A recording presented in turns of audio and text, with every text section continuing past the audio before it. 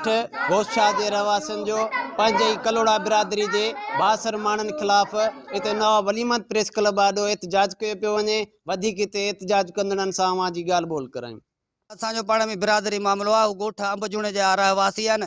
असांजी पाण में मिटियूं माइटियूं आहिनि। 2018 खां वठी असांजो पाण में मसइलो हले पियो। असांजूं भेनरूं हुननि खे ॾिनलियूं आहिनि ऐं हुननि जी भेण असांखे ॾिनल आहे मुंहिंजे भाउ मंज़ूर खे।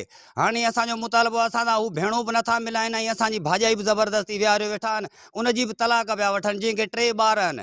पंहिंजी बिरादरी में थोरो ॾेढ जो मसइलो मुंहिंजी घरवारी बि विहारे वेठा उनखे 3 ॿार उनखे धमकी ॾियो माना ब्लैक मेल करे उनखे तलाक वॼाराइनि न कोई असांजूं भेनरूं सां मिलाइनि असां सां।